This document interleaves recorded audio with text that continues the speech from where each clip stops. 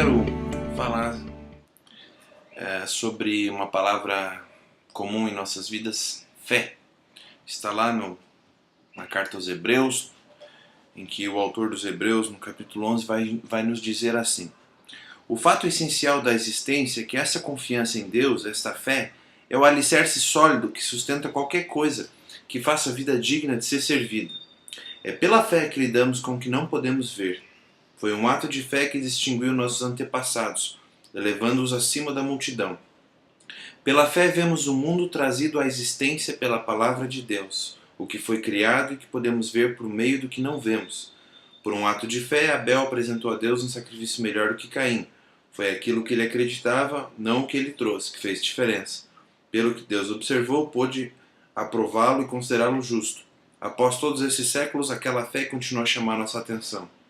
Por um ato de fé, Enoque escapou da morte. Eles o procuraram e não encontraram, pois Deus o tinha tomado. Sabemos, com base num testemunho confiável, que antes de ser tomado, ele agradou a Deus. É impossível agradar a Deus a não ser pela fé. Por quê?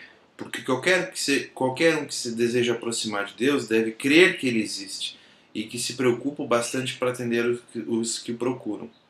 Pela fé, Noé construiu um barco na terra seca. Ele havia sido avisado de algo que não podia ver e agiu apenas com base no que foi dito a ele.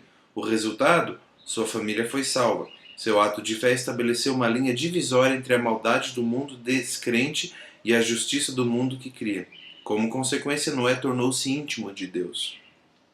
Por um ato de fé, Abraão disse sim ao chamado de Deus e partiu para um lugar desconhecido, que se tornaria seu lar. Quando ele saiu, não tinha ideia de para onde estava indo. Por um ato de fé, foi residir no país que, de acordo com a promessa, seria dele. Viveu ali como estrangeiro e morava em tendas. Isaac e Jacó fizeram o mesmo, vivendo pela mesma promessa. Abraão agiu assim, mantendo o olhar numa cidade invisível, que tem fundamentos reais e eternos. A cidade planejada e construída por Deus. Pela fé estéril, Sara conseguiu engravidar, mesmo já sendo idosa, porque ela creu que a pessoa que fez a promessa iria cumpri-la. Foi assim que de um homem idoso e sem vigor nasceram milhões de pessoas. E a gente pode terminar de ler o capítulo 11 inteiro, que vai dizer muitos exemplos da fé. Pela fé, pela fé, pela fé. Mas o que dizer sobre a fé? Certa vez eu li um livro que o autor dizia que a fé é você pisar o primeiro degrau sem ver a escada inteira.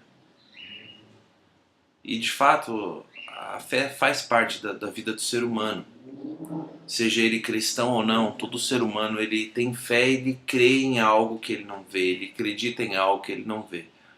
E a gente tem, além de passagens bíblicas, a gente tem vários poemas, letras de canções que sempre nos induzem a crer, a acreditar em algo que está por vir, algo que vai melhorar, enfim. Pela fé que nós acreditamos em tudo que nos cerca, pela fé que nós cremos que Jesus Cristo veio a esse mundo, esteve entre nós, viveu entre nós, sofreu e morreu por nós. Pela fé que cremos que Deus, pela sua palavra, criou o mundo, criou os seres, criou o mar, o céu, criou tudo, porque Deus é. E é pela fé que eu convido você a acreditar, a depositar a sua crença, o seu acredito nesse Deus vivo, o único Deus, Criador do céu e da terra, que ao longo de toda a Bíblia vai usar pessoas como eu e você para ser portadores da voz, da vontade dele aqui nessa terra. Então, pela fé, vamos crer e vamos dar esse passo nessa escada, sem vê-la completamente. Essa é a minha oração.